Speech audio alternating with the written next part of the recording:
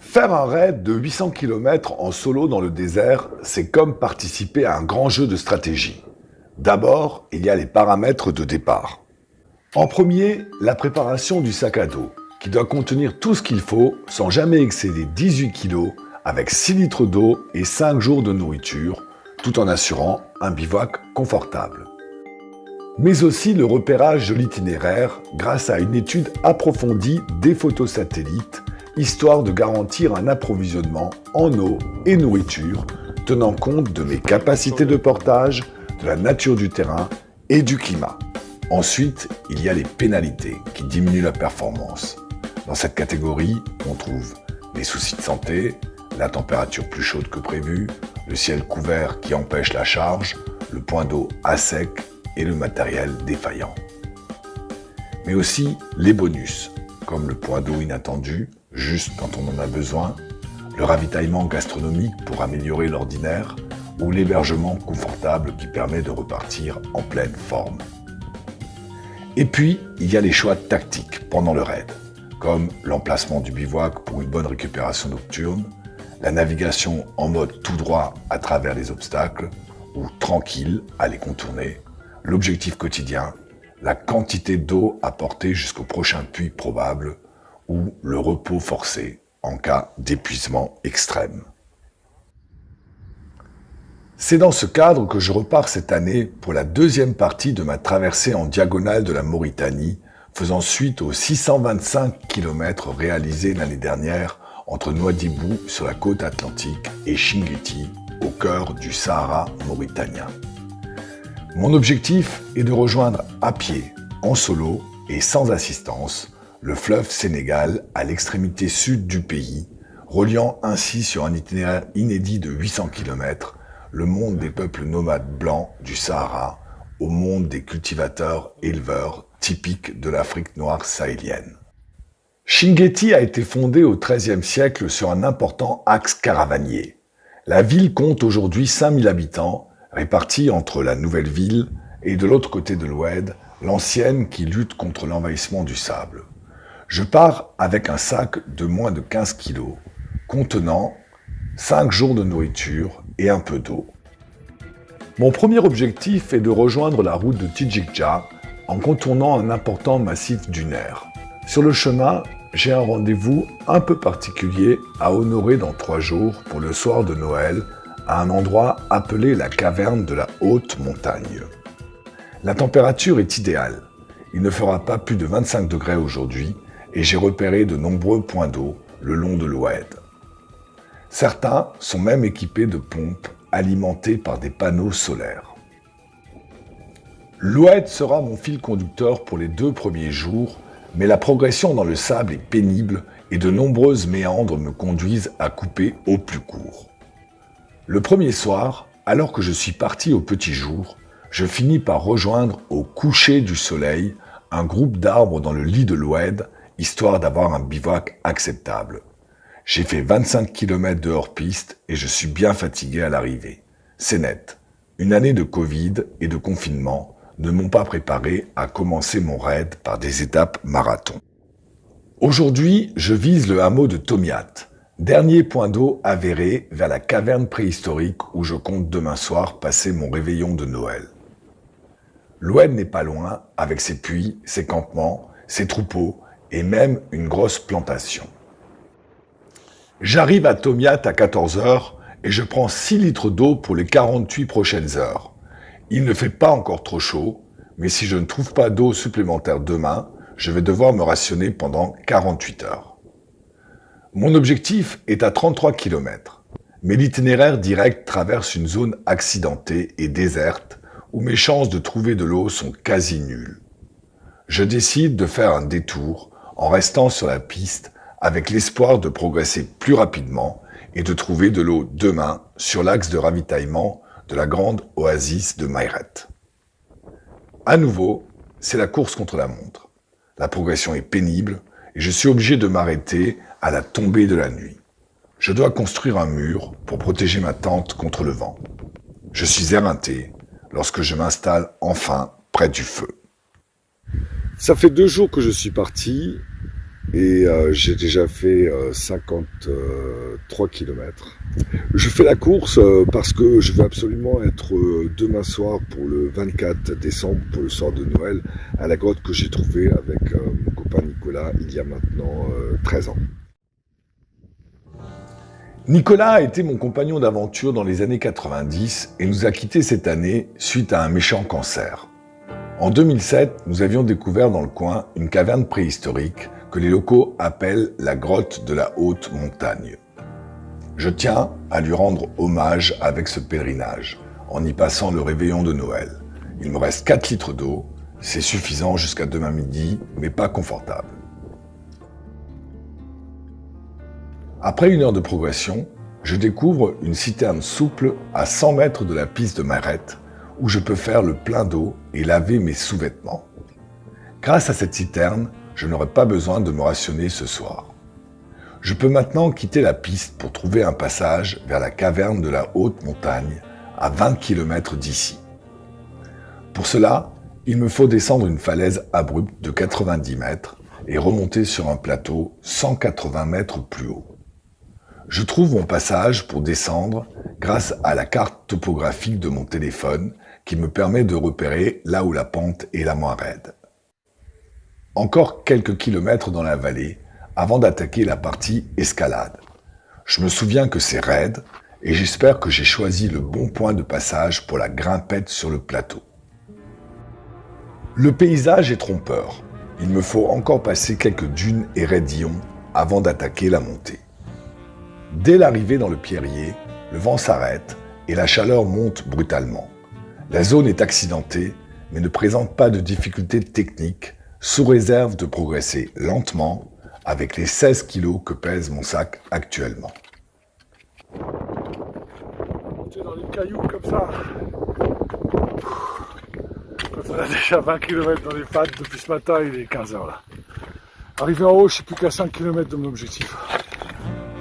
À 16 h, le pierrier s'arrête progressivement et j'arrive enfin sur le plateau. La caverne n'est plus qu'à quelques kilomètres. J'espère que j'ai bien enregistré la position GPS il y a 13 ans. Arrivé sur place, je ne reconnais pas l'endroit. Je pense abandonner mes recherches lorsque je repère quelques centaines de mètres plus loin la forme caractéristique de la caverne qui avait attiré notre regard en 2007. Il n'y a plus qu'à rentrer pour voir s'il y a bien des peintures rupestres. Et oui, c'est là. Bingo, c'est bien la grotte que je recherchais. J'y retrouve les peintures exécutées entre 3000 et 1000 avant Jésus-Christ, à l'époque du bronze final, lorsque le Sahara était plus humide et que la zone était encore giboyeuse. Et tant qu'à faire, c'est là que je vais passer Noël. Parfait pour le bivouac. Oh putain, trop bien. Oh là là. Je suis vanné. Je transporte avec moi une photo de Nicolas et une pochette plastifiée pour fabriquer un petit hôtel qui résistera au temps et je m'attelle avec émotion à écrire un mot d'adieu à celui qui a partagé mes plus belles aventures dans les Alpes lorsque nous étions étudiants, dans l'Himalaya indien à 25 ans et depuis 15 ans au Maroc et en Mauritanie. Mais notre voyage s'arrête là. Je me console en me disant que c'est exactement le genre de vue qu'adorait Nicolas. Nos ancêtres savaient bien choisir leurs habitations. À la grande tristesse fait place un moment de joie d'avoir retrouvé cet endroit magique pour y passer Noël. Je m'installe dans la caverne, bien décidé à ne pas me laisser abattre. Le plafond est bas, mais la grotte est assez spacieuse pour y abriter une famille nombreuse de Cro-Magnons. Elle est abritée du vent et toute la journée du soleil, à l'exception des matins et des soirs où Nicolas pourra profiter de magnifiques levées et couchers de soleil. Je suis arrivé pour le soir de Noël, maintenant tout va bien. Je suis content de passer la soirée ici et j'ai décidé que demain je prendrai du repos à Mayrette où j'arriverai avant midi. Putain, c'est trop bien! Ah, la lune!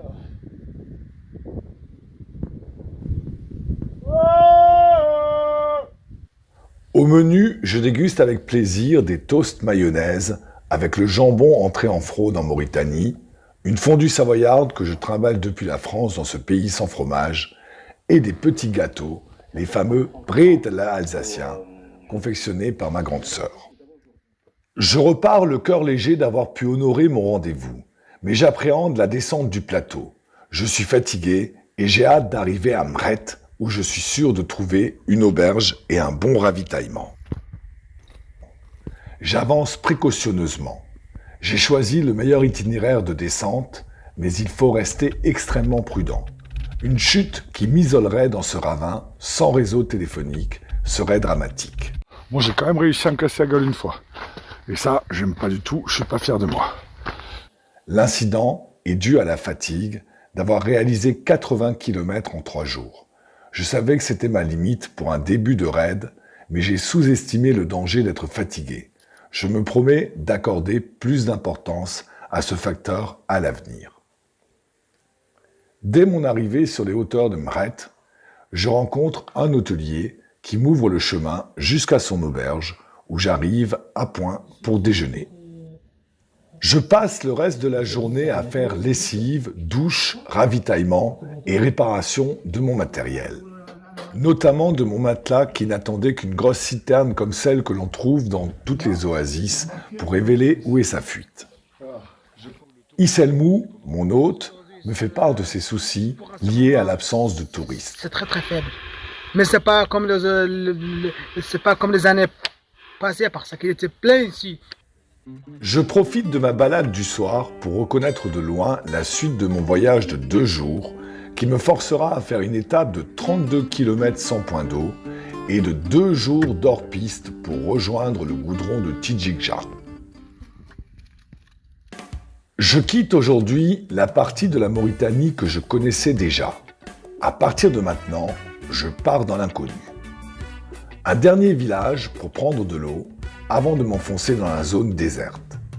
Je vais plus ou moins suivre le tracé d'une vieille piste peu ou pas empruntée pour rejoindre demain vers midi un point d'eau très probable que j'ai repéré sur ma cartographie.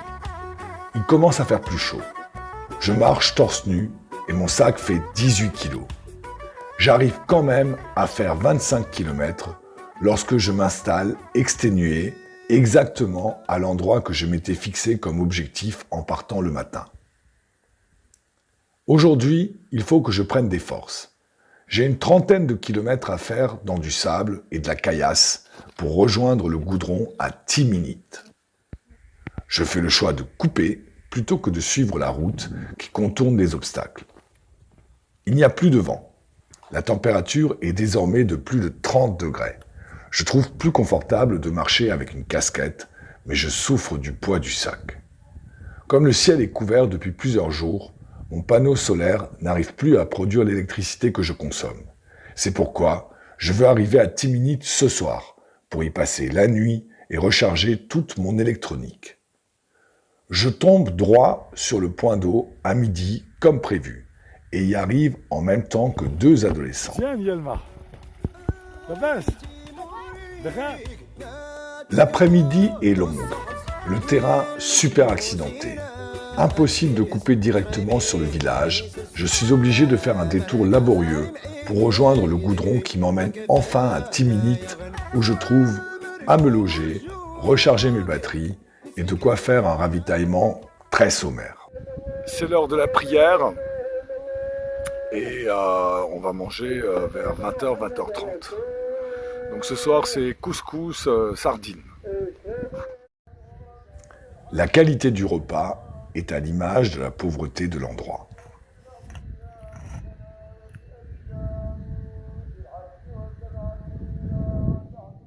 Après 140 km parcourus en 6 jours entre Chinguetti et le hameau de Timinit, à travers le massif de l'Adrar, je repars pour une grosse ligne presque droite en suivant plus ou moins le tracé de la nouvelle route de Tidjikja à 300 km de là.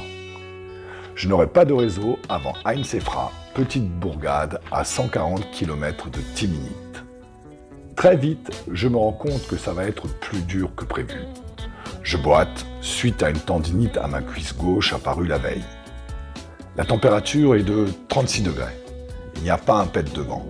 Heureusement, je trouve assez facilement de l'eau, mais je n'ai plus la moindre énergie lorsque le soir, je monte laborieusement ma tente.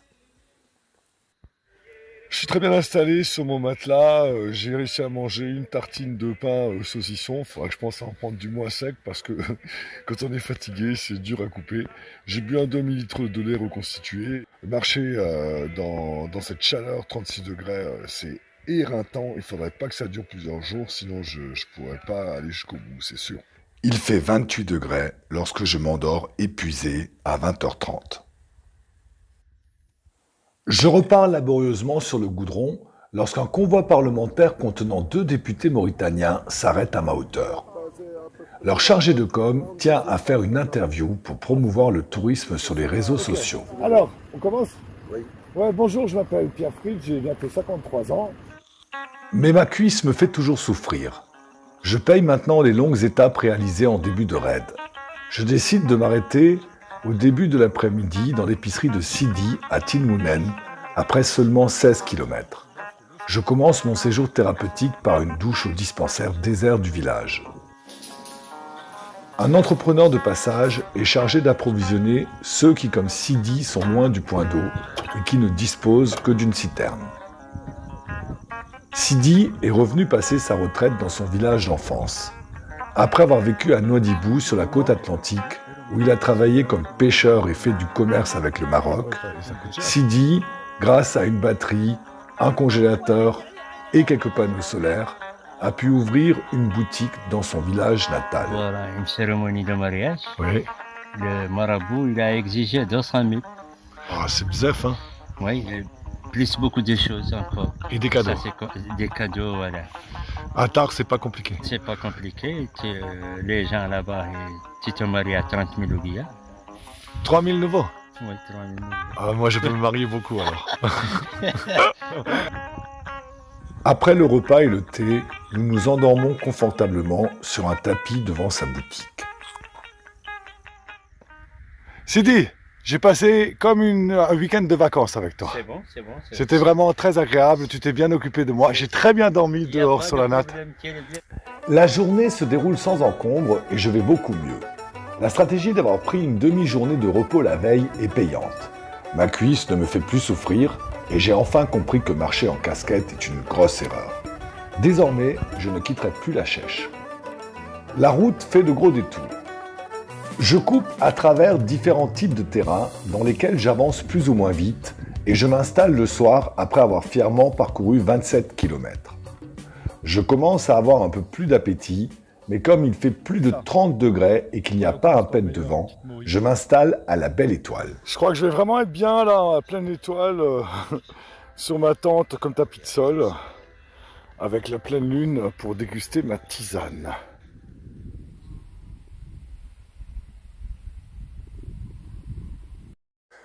Aujourd'hui, c'est le dernier jour de l'année. Ça fait déjà 15 jours que je suis en route. Il y a de plus en plus de sable. Les dunes envahissent le macadam et expliquent le peu de trafic sur cet axe qui vient à peine d'être achevé. Seuls quelques pick-up passent chaque jour. Après 12 km de hors-piste, je retourne sur le goudron pour rejoindre un groupe de construction où je pourrais réveillonner à l'abri du vent qui s'est levé aujourd'hui. Voilà, donc la route, elle a été construite il y a 2 ans. Et puis il reste donc ces cabanes d'ouvriers. La route a été construite par des Sénégalais. Et voilà, une pièce où il n'y a rien, pas de détritus. Je vais dormir ici.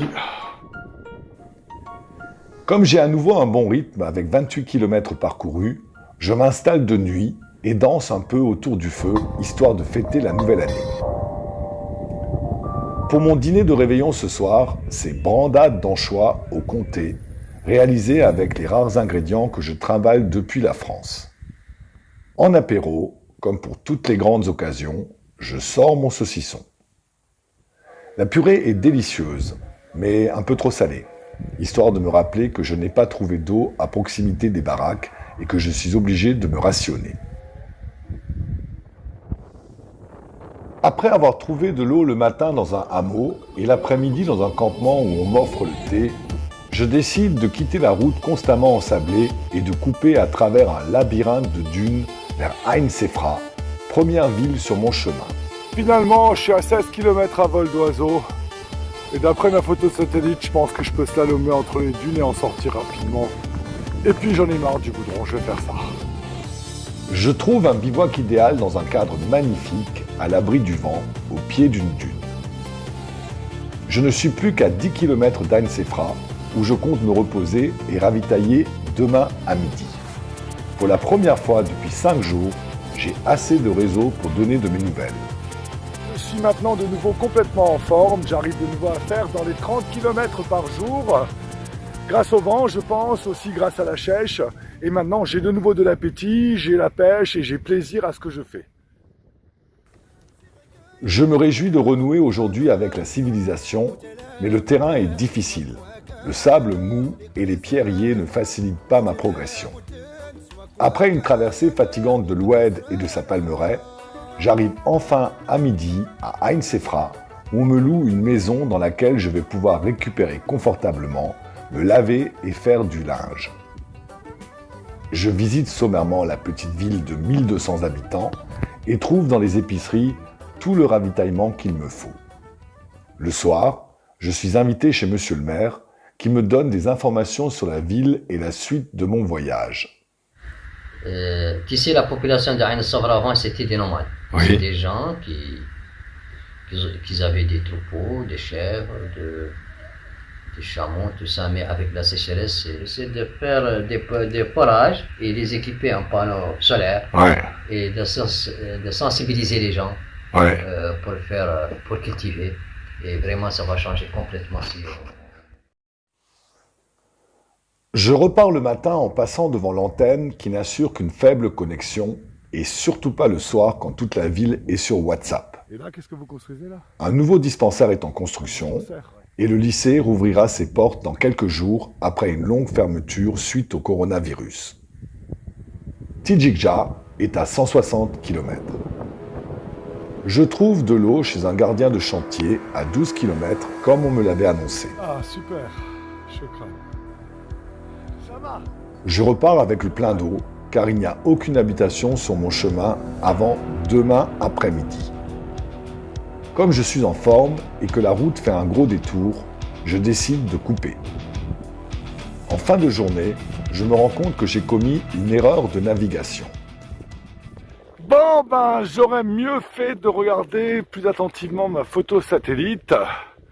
En voulant couper tout droit, j'ai pas fait attention à la raison pour laquelle la route fait une énorme boucle, mais en fait c'est parce qu'il y a cet énorme massif d'une heure de 12 km d'épaisseur. Bon, c'est super beau, mais la vitesse c'est 2 km/h. Je finis par m'installer sans avoir réussi à rejoindre la route.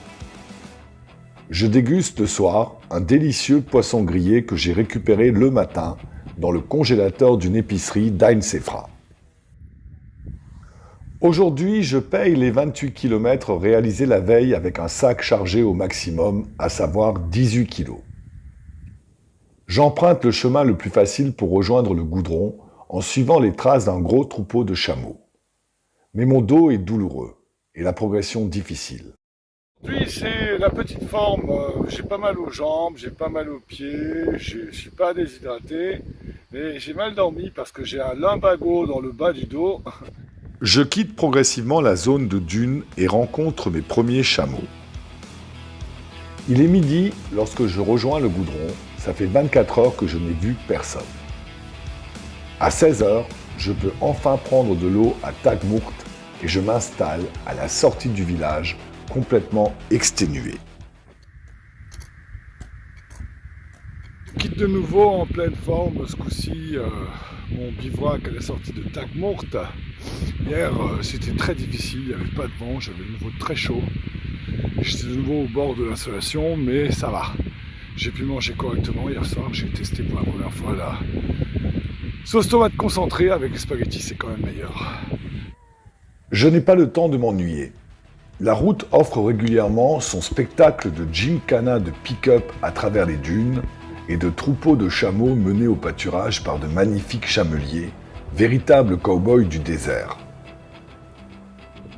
Après avoir coupé dans une belle boucle, je profite de l'ombre d'un rocher surplombant la route pour confectionner mon roulé au jambon quotidien. La vache qui rit a remplacé le comté, mais il me reste du jambon fumé qui se conserve super bien malgré les 36 degrés que j'ai quotidiennement désormais.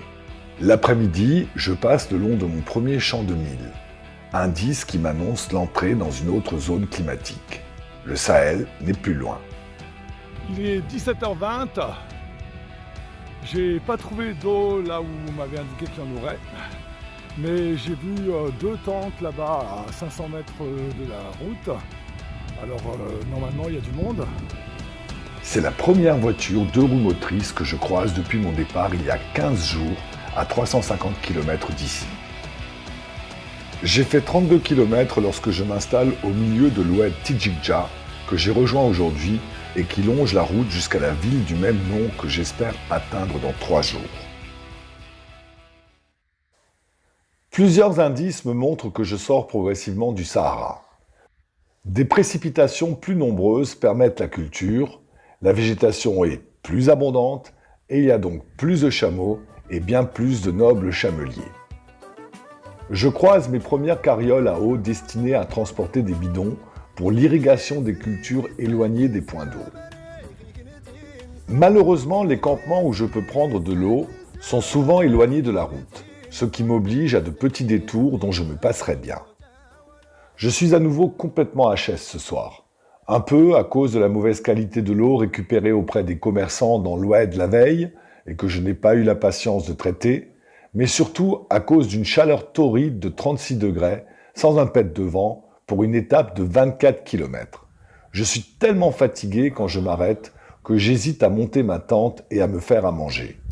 À nouveau, je doute de mes capacités à continuer, je médite sur les méfaits de l'âge et je me dis que je suis foutu et que je vais faire des examens au retour pour voir si je ne souffre pas d'une maladie grave. En plus, mon panneau solaire a lâché et ma chaussure droite me fait un mal de chien.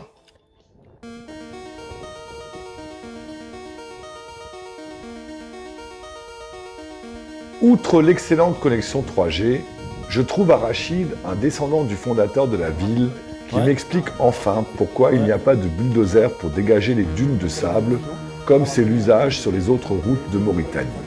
Le problème, c'est que ce sable a été... il est là avant la réception définitive du tronçon routier. Donc il y a encore des sociétés, on dit, qui n'étaient pas prévues dans le coût de construction de la route. C'est donc pour un litige entre la société sénégalaise qui a construit la route et l'État mauritanien qui exige l'enlèvement du sable pour réceptionner le chantier que la route construite il y a 2 ans seulement n'a jamais été inaugurée. Mais à partir de maintenant, il n'y a plus de sable et la route est praticable par tout type de véhicule. Je fais de nombreuses pauses, j'ai hâte d'arriver demain à Tijikja. Je gagne chaque kilomètre au prix d'un gros effort de volonté. L'ultime raidillon est pénible. J'utilise mes dernières forces pour me hisser sur la colline. Malgré l'intense dépense d'énergie, la chaleur et un ventre barbouillé me coupent l'appétit. Mais peu importe, demain soir, je dors dans un lit.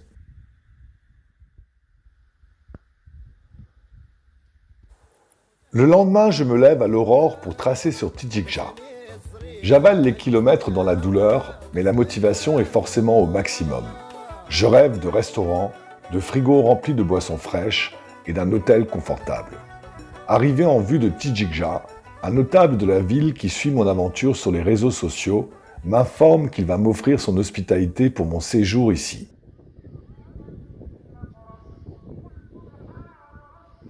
Une villa pour moi tout seul, c'est ce que m'offre la famille Béchir pour que je puisse me reposer.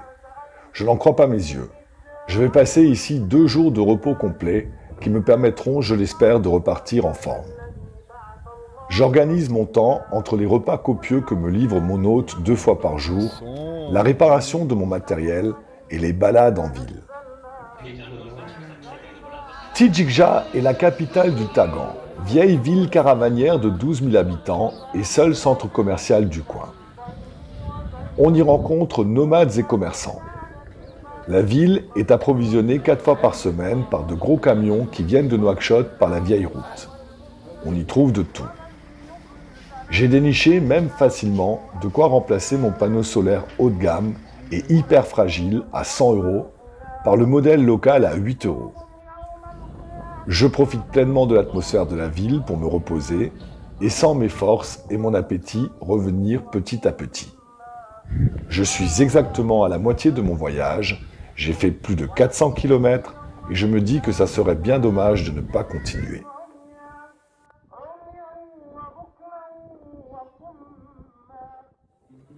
Je quitte Tijika en bien meilleure forme. Je suis parti de Chinguetti il y a déjà 21 jours et j'ai parcouru 435 km. Mon prochain objectif consiste à couper tout droit vers le sud, en hors-piste intégrale jusqu'à la ville d'Ashram, sur la route de l'espoir qui mène au Mali. Mais d'abord, il me reste 80 km à faire sur le goudron. Lors de la pause de midi, une voiture s'arrête à côté de la cabane où je profite de l'ombre pour ma pause déjeuner. Ce coup-ci, j'ai droit à une interview pour la télé mauritanienne.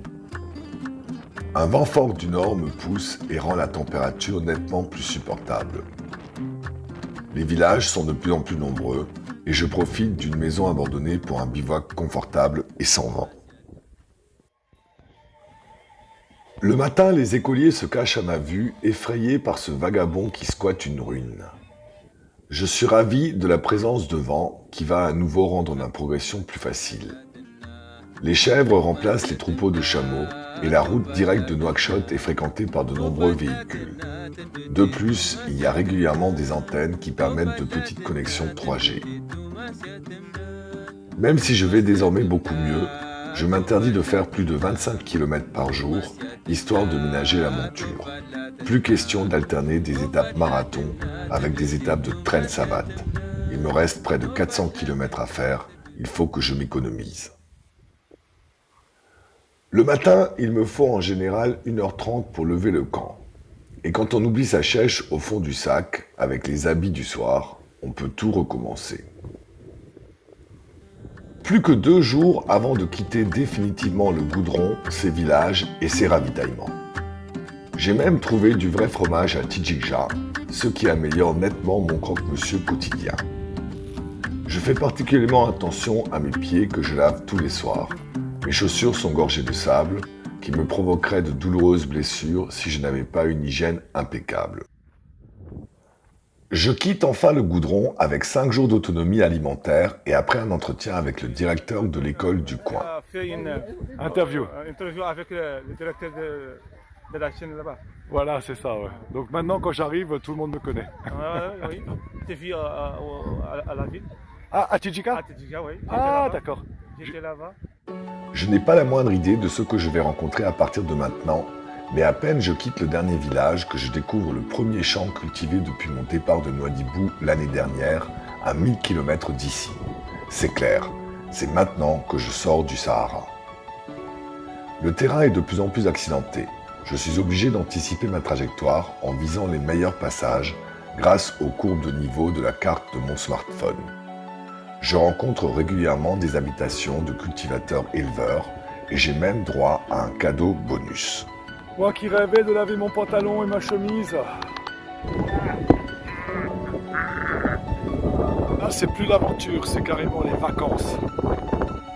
Je découvre avec ravissement mon nouveau terrain de jeu et je me félicite d'avoir tenu bon les semaines précédentes pour arriver jusqu'ici. Tous les soirs, invariablement, après avoir monté ma tente, je troque ma tenue de jour contre ma tenue de nuit.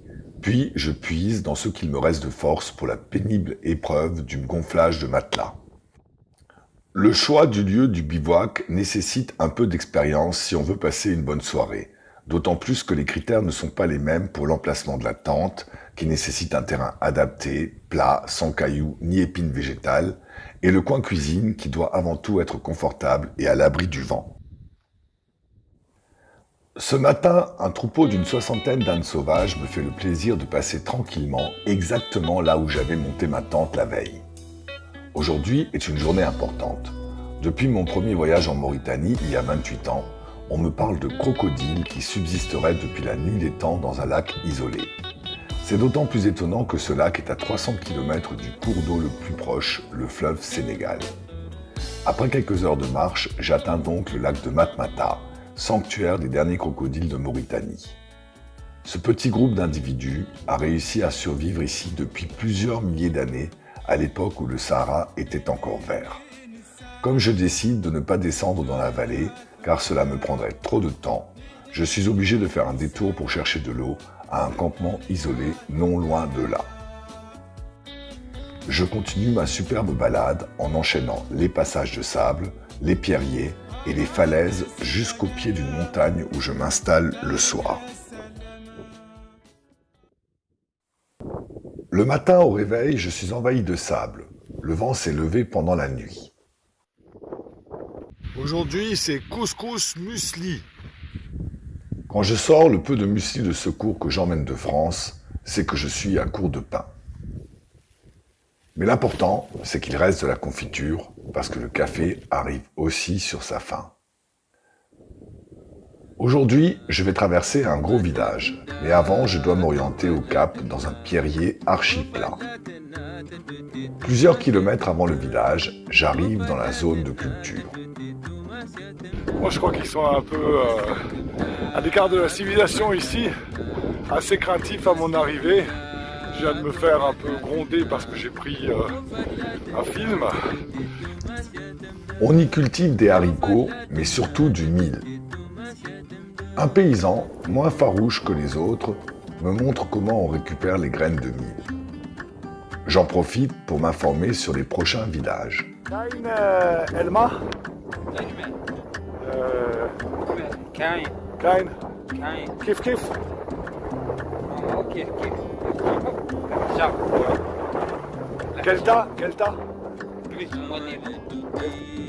Pas grand monde dans la rue, mais il y a une petite épicerie.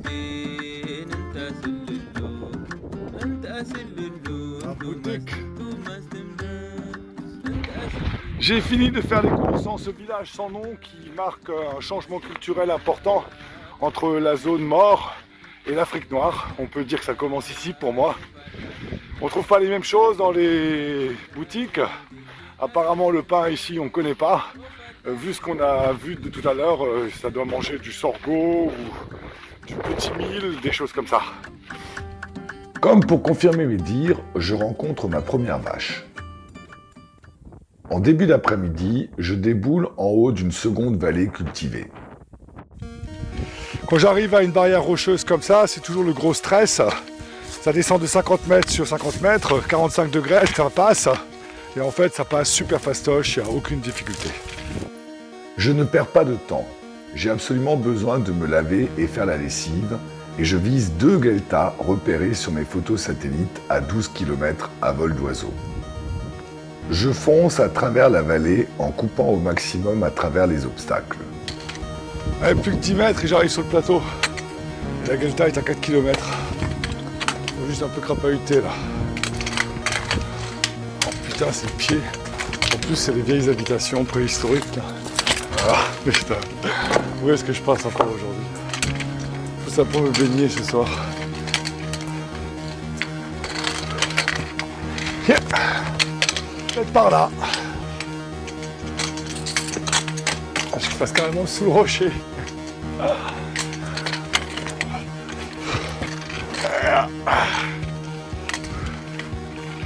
Ouais, je suis sorti. Ah, moi, je viens de là-bas. C'est pas il y a 10 jours que j'aurais fait ça. Surtout pas en fin de journée avec 23 km de hors-piste dans les pattes. Mais ça fait vraiment plaisir. Je croyais que j'étais foutu. Que j'étais gravement malade, trop vieux, que plus jamais je pourrais être en forme. Bah non. Chacal. 2 chacals. Donc il est beau là-bas. Le soleil va bientôt se coucher lorsque j'arrive après 29 km à l'endroit où je pense trouver une guelta remplie d'une magnifique eau turquoise. Bon bah déception. A priori, c'est asséché. Bon bah il y a de l'eau ici. Et cette qualité d'eau là me suffit pas pour boire. Ceci dit, j'en ai assez. Par contre, Pour laver mes habits, ça va le faire. Et pour me laver moi aussi, ça va le faire. Finalement, j'ai lavé mes habits. Je me suis lavé. Tant pis si j'ai la gale. Et maintenant, je vais faire ma brandade de sardines.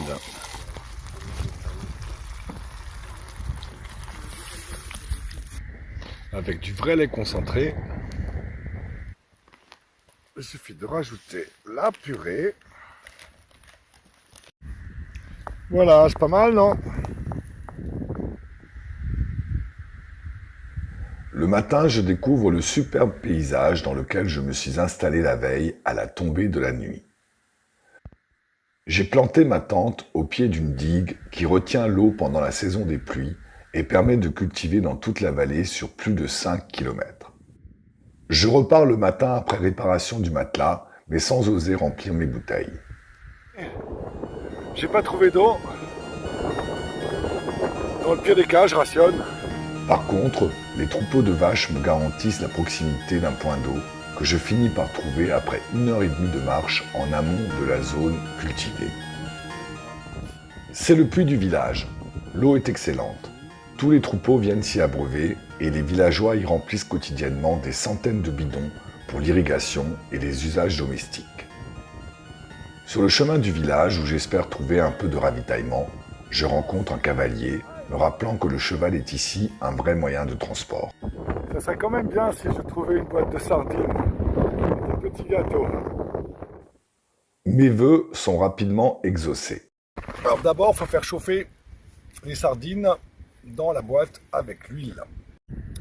Voilà le fish burger qui est terminé. Un régal. Ashram, la ville que je vise sur la route goudronnée qui va au Mali, n'est plus qu'à 20 km. Je compte y arriver demain à midi et m'y reposer une demi-journée. Mais avant cela, il va me falloir traverser un plateau et surtout trouver mon chemin dans une falaise qui descend sur 200 mètres de dénivelé. Je finis par m'installer dans ce super camping qui présente l'énorme avantage d'avoir une excellente connexion 3G. Il est grand temps que je ravitaille, le niveau des provisions est au plus bas. Encore quelques marches à descendre en progressant toujours avec une extrême prudence, avant de rejoindre la plaine et d'arriver à Ashram à midi comme prévu. La ville a l'air imposante. J'espère y trouver un hôtel et un bon ravitaillement. C'est bon, j'ai déjà pris mes renseignements. On me dit que sur le goudron, à 500 mètres, il y a un hôtel, restaurant. Il me reste plus qu'à trouver l'hôtel. On me dit qu'il est là. Impossible de trouver une maison à louer comme d'habitude. Bon, c'est pas grave, alors je me suis rabattu sur la tente qui est derrière moi. Et avec l'eau, la charge de tous mes appareils. J'ai pu faire la lessive. Et puis on va me faire à manger. Je suis quand même déçu par ma chambre qui ressemble plus à une cage à poules qu'à une suite royale. Je me console avec un ravitaillement tout à fait correct. Ashram est traversée par la route de l'espoir. Elle relie la Mauritanie au Mali. Moi, je ne fais que la couper. J'ai réalisé 620 km depuis mon départ de Chinguetti il y a 28 jours. Après la traversée de l'Adrar et du Tagan, je me lance aujourd'hui dans celle de la région du Gorgol pour y finir mon périple. Je quitte Ashram tôt le matin pour la suite de mon aventure. C'est reparti pour 180 km tout droit en direction de Kaidi. Si le ravitaillement était de qualité, l'hôtellerie reste à désirer à Ashram. J'ai pas eu de moustiquaire, du coup je me suis fait dévorer toute la nuit. Dès qu'on passe au sud de la route de l'espoir, le contraste est saisissant. Le paysage est archi plat, aucun relief à l'horizon pour me diriger. Désormais, l'herbe est partout, colonisée par les chèvres, d'imposants troupeaux de vaches et même par des troupeaux de moutons. Je ne suis pas surpris de voir arriver mon premier cow-boy. Ça c'est la classe quand même. Un cavalier là-bas qui galope avec son cheval. Comme c'est beau! Le cavalier! Ah ah. Comme je ne suis pas encore éloigné de la route, je croise quelques villages électrifiés et disposant d'un service de taxi-brousse pour se rendre au marché d'Ashram. Les villages sont quasi déserts quand je les traverse l'après-midi. J'ai comme une sensation d'invisibilité. Personne ne me voit, personne ne me regarde. Les gens sont assis, font la sieste, parlent entre eux. Lorsque je m'arrête le soir, j'aperçois à l'horizon une chaîne de montagnes qui me promet de rompre la monotonie de la plaine traversée aujourd'hui. Je repars en direction de Tamour Djonaba, important village doté de gros abreuvoirs pour les troupeaux et qui dispose d'une grosse zone de culture faisant sa richesse. Désormais, les charrettes à traction animale sont omniprésentes. Je me dis qu'avec ce moyen de transport résilient, le Sahel a moins à craindre le pic pétrolier. Le village est une bourgade importante où l'on trouve de tout au souk ou dans de nombreuses épiceries. Ça, c'est du hanout de chez Hanout, ça. Il y a tout. Il y a tout. J'ai même droit à un contrôle de gendarmerie. Bon, contrairement à ce qu'on m'avait dit, le ravitaillement est d'excellente qualité. Là, je repars avec du yaourt à boire, du jus de mangue, de la viande, des légumes, des petits biscuits, du chocolat. Après une zone de sable, je progresse tranquillement le long d'un oued abritant de petites forêts. La région est suffisamment peuplée pour me permettre de porter peu d'eau en journée et de me ravitailler en fin d'après-midi, juste avant de m'installer pour mon bivouac et déguster un excellent couscous. Bon bah on va goûter mon couscous. J'ai plus l'impression d'être dans l'Ouest américain qu'en Afrique. Et je m'attends à chaque instant à voir débouler Charles et Laura Ingalls, ou encore que je vais me faire attaquer par des Indiens. Je tombe même sur une guelta, où la présence d'un pêcheur m'indique qu'il y a de l'eau toute l'année. C'est le rendez-vous de tous les troupeaux du coin qui viennent s'y abreuver librement, souvent sans berger. Dans ces pâturages immenses, les troupeaux sont la plupart du temps laissés sans surveillance.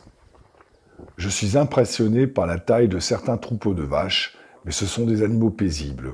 Je peux me frayer un chemin en plein milieu sans risque. Je traverse de nombreux campements sans que l'on me remarque, mais parfois, les enfants se sauvent à toutes jambes comme s'ils venaient de voir le Yéti. En arrivant dans ce village, les femmes et les enfants se sont enfuis en courant à ma vue. Heureusement, les hommes sont venus à ma rescousse. Quinta. Quinta. Quinta. Ici, c'est les Quinta. Oui. D'accord. Et toi, tu es le maire, tu es qui? Oh, oui, je suis de Côte et de Côte. Ah, c'est pour ça que tu parles français. Comme je consomme désormais 10 litres d'eau par jour, il me faut un ravitaillement de 4 litres avant mon déjeuner et un autre impératif de 6 avant l'installation du bivouac. Bon là c'était chaud, là. Je viens de passer au campement qui était derrière moi. Quand j'ai voulu demander de l'eau, de nouveau scène de panique. La femme s'est enfuie en courant avec les enfants sous le bras, le mari est venu des champs. Oh là là. À mon avis, dans les peuples primitifs, la première chose, c'était d'abord la crainte quand on voyait un étranger. C'est quand même une situation désagréable que de faire fuir tout le monde. En tout cas, c'est le signe que jamais un touriste ne passe par ici, et certainement pas à pied et tout seul.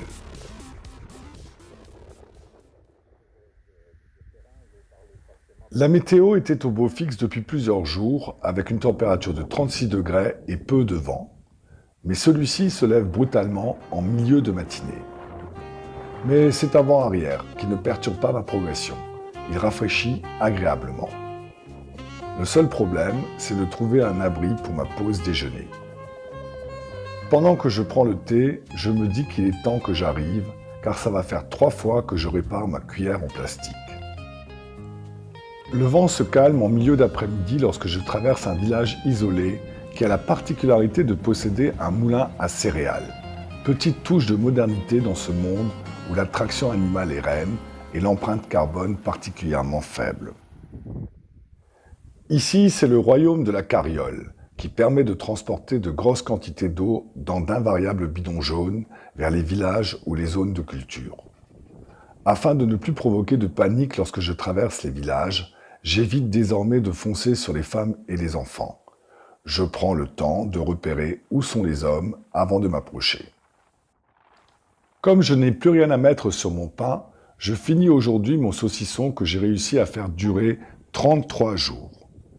Je traverse un dernier village aux maisons joliment décorées avant de me lancer pour une après-midi complète à travers une zone déserte.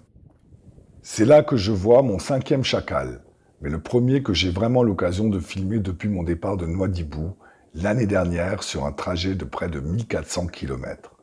Sa présence me confirme que le coin est vraiment désert.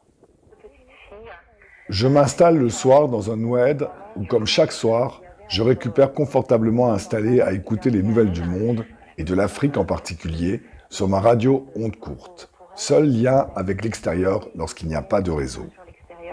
C'est-à-dire qu'en fait, en dehors de l'école, heureusement elles y vont, mais en dehors de l'école, elles ne font pas grand-chose, elles n'ont pas d'activité extrascolaire, elles vont quand même voir la famille. Aujourd'hui, je vais une dernière fois ravitailler avant mon arrivée à ma destination finale de Kaidi demain après-midi. Me voilà à Monguel, donc ça c'est un gros bourg, je crois que c'est l'équivalent d'une préfecture ou d'une sous-préfecture. C'est une petite ville typiquement sahélienne, disposant d'un bon ravitaillement. Il est midi quand je repars. J'ai perdu un peu de temps à Monguel à cause d'un nouveau contrôle de gendarmerie. J'ai fini mes courses à Monguel. Les gendarmes m'ont comme d'habitude fait perdre une bonne demi-heure. Heureusement que maintenant je sais que le colonel de la région me connaît puisque j'ai parlé avec lui au téléphone à Djonaba. Quand l'autre il a voulu m'empêcher de repartir, je dis qu'il appelle le colonel. Tout de suite après, changement de ton, vous êtes le bienvenu, c'est pour votre sécurité, vous pouvez continuer. Voilà. Du coup, je dois foncer en hors-piste pour rejoindre à plus de 20 km d'ici le seul hameau que j'ai repéré sur ma ligne droite et où j'arrive bien assoiffé, à sec d'eau. J'y bois 1 litre d'eau d'une seule traite. Grâce à la fraîcheur due à l'évaporation de l'outre en peau de chèvre dans laquelle elle est conservée, l'eau est ici un véritable régal. Un village super sympa. Il est temps que mon voyage se termine. Je commence à saturer des interminables séances d'épouillage de cram-cram que je suis obligé de m'infliger tous les soirs avant de ranger mes affaires dans la tente si je ne veux pas percer mon matelas gonflable. C'est une véritable plaie. Il y en a partout. Pour protéger mon matelas, je fais de plus un tapis de vêtements pour l'isoler du sol. Mon matériel a beaucoup souffert. La tirette de ma tente a lâché, ce qui m'oblige à utiliser mon chèche comme moustiquaire. Mes bouteilles d'eau se sont recouvertes d'une couche d'algues verdâtres dont j'ignore la toxicité. Tout est prêt pour une dernière soirée, un dernier bivouac bien agréable, avec un petit bémol quand même. Ma cuillère a définitivement rendu l'âme, mais c'est pas grave parce que ce soir je mange du poulet. Bon bah je crois que c'est prêt. Ouais, franchement, je crois que c'est tout ici. Hein. Aujourd'hui, je trace. J'ai 28 km à faire avec un sac archi léger. C'est mon dernier jour. Rien ne peut m'arrêter. Je fonce à travers les collines et les clôtures qui se trouvent sur mon chemin et qui partout au Sahel protègent les cultures des troupeaux. Avec le temps, la technique est rodée. Il ne me faut plus que quelques secondes pour passer. Je finis par arriver sur le goudron. Il me reste 10 km à faire en longeant de nombreuses habitations. J'arrive enfin à Kaidi.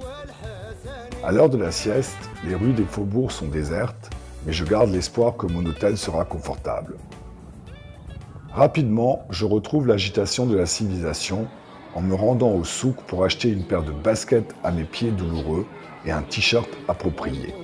Ma chambre, mon hôtel. Et pour moi, ça, là, juste maintenant, là, ça, un vrai lit. Avec la clim pour qu'il n'y ait pas de moustiques. C'est juste le bonheur. Je suis bien arrivé à Kaidi au terme de mon voyage de 35 jours et 805 km. J'ai mal aux pieds, je suis fatigué, mais je suis content d'être là. Outre le confort de ma chambre, j'apprécie particulièrement ma terrasse qui me permet de profiter de l'atmosphère de la ville.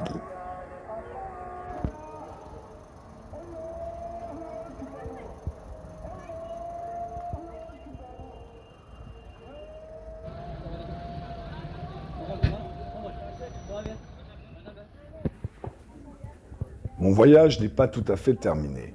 j'ai un rendez-vous à honorer avec un rite que j'ai initié lorsque je suis arrivé pour la première fois dans le coin à 25 ans. Alors ça, c'est une promesse que je m'étais faite. Quand j'avais 25 ans, je suis venu ici et je me suis baigné. J'ai traversé le fleuve à la nage. Bon là, je ne crois pas que je vais traverser le fleuve à la nage, mais je vais déjà me baigner. C'est déjà pas mal. Mais je suis devenu sage. Cette fois-ci, je resterai de ce côté-ci de la frontière. De novembre à décembre 2019, j'ai parcouru 625 km entre Nouadhibou et Chinguetti en 23 jours. De décembre 2020 à janvier 2021, j'ai parcouru 805 km entre Chinguetti et Kaidi en 35 jours. En tout, j'ai parcouru 1430 km, soit l'équivalent d'un Brest-Strasbourg-Nice.